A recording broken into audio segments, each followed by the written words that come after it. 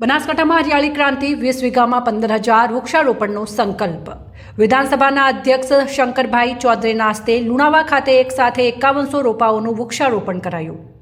વધુમાં વધુ વૃક્ષો વાવવા તથા તેનું જતન અને સંવર્ધન કરવા જિલ્લાવાસીઓને આહવાન કરતા અધ્યક્ષ શંકરભાઈ ચૌધરી વૃક્ષ નારાયણની પૂજા અર્ચના સાથે થરાદ તાલુકામાં વધુ 5 વન બનાવવામાં આવશે તેવું અધ્યક્ષ શંકરભાઈ ચૌધરીએ જણાવ્યું। વિધાનસભાના અધ્યક્ષ શંકરભાઈ ચૌધરીના હસ્તે એક પેડ માં કે નામ અભિયાન હેઠળ બનાસકાંઠાના લુણાવા ખાતે વૃક્ષારોપણ કાર્યક્રમ યોજાયો હતો। સામાજિક વનીકરણ વિભાગ અને પીએન માળી ફાઉન્ડેશનના સંયુક્ત ઉપક્રમે आओ धरती माँ को हम सजाए एक पेड़ माँ के नाम लगाए આ અભિયાન હેઠળ એક સાથે 5100 વ્યક્તિઓ દ્વારા 5100 વૃક્ષોનું વાવેતર કરાયું હતું। લુણાવા ખાતે કુલ 20 વીઘા જમીનમાં 15,000 વૃક્ષ વાવેતર પૈકી પ્રથમ ચરણમાં આજે 5100 સ્થાનિક રોપાઓનું વાવેતર કરાયું હતું। આ પ્રસંગે વિધાનસભાના અધ્યક્ષ શંકરભાઈ ચૌધરીએ જણાવ્યું હતું કે આજે હજારોની સંખ્યામાં વૃક્ષપ્રેમી લોકોએ એક સાથે વૃક્ષારોપણ માટે સંકલ્પ કર્યો હતો। સામાજિક વનીકરણ વિભાગ, બનાસ ડેરી અને પીએન માળી ફાઉન્ડેશનના સહયોગથી વૃક્ષારોપણ કરાયું છે। આવનારા સમયમાં ગામે ગામ ગૌચરની જમીનમાં વધુમાં વધુ વૃક્ષારોપણ કરીને બનાસકાંઠા જિલ્લાને હરિયાળો બનાવવા માટે સહિયારા પ્રયાસો હાથ ધરાશે।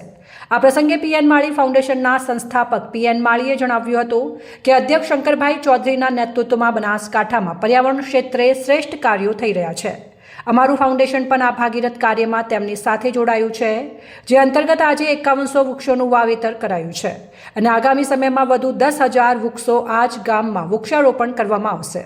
આ પ્રસંગે જિલ્લા અગ્રણી પીએન માળી, ડીડી રાજપૂત, કનુભાઈ વ્યાસ, બનાસ મેડિકલ કોલેજના ચેરમેન પીજે ચૌધરી, હરસનભાઈ ઠાકોર, ઋષિકભાઈ ચૌધરી, પ્રવીણભાઈ માળી, માયારામભાઈ જોશી, થરાદ પ્રાંત અધિકારી, થરાદ મામલતદાર સેજલબેન ચૌધરી સહિત વન વિભાગના અધિકારીઓ અને બહોળી સંખ્યામાં સ્થાનિક લોકો ઉપસ્થિત રહ્યા હતા। આવા ગામે આજે ગામ લોકો અને આજુબાજુના બધા વૃક્ષ પ્રેમી ભાઈઓ બહેનો આજે આવ્યા છે અને સજોડે બધાએ ભેગા મળીને વૃક્ષ નારાયણની સેવા આરાધના કરવાનો સંકલ્પ કર્યો અને અહીંયા 20 વીઘા જેટલી જમીનમાં એક સાથે વૃક્ષ વાવ્યું છે।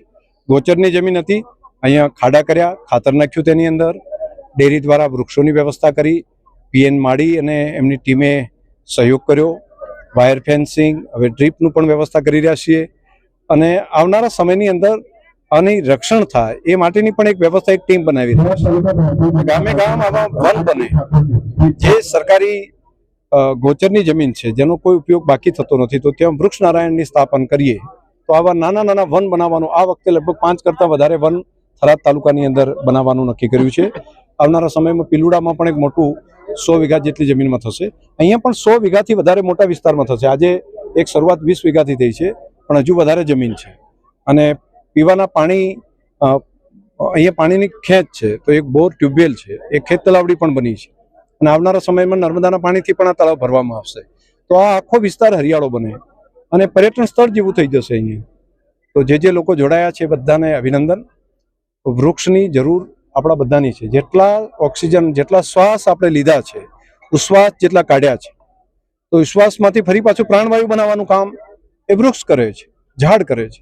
તો આપણા ઉપર બહુ મોટો ઉપકાર છે, આપણે વૃક્ષનું જતન કરવું પડે, એનો ઉછેર કરવો પડે, એનું રક્ષણ કરવું પડે અને જેટલા શ્વાસ આપણે ઓક્સિજનના લીધા છે કમસે કમ એના કરતાં વધારે વૃક્ષ વાવીને આપણે આંખ બંધ થાય એ પહેલાં આપણે જોવું જોઈએ।